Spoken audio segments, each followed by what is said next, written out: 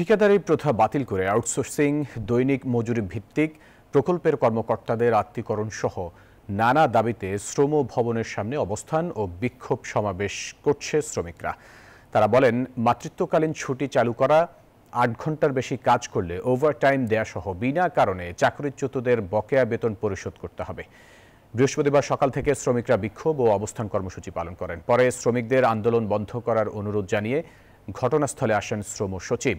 তিনি বলেন, শ্রমিকদের দাবি বাস্তবায়নে নীতিমালা তৈরির উদ্যোগ নেওয়া হয়েছে, যেখানে ৫ জন শ্রমিক প্রতিনিধিকে রাখা হবে। বক্তব্য দিয়ে শ্রম সচিব বলেন,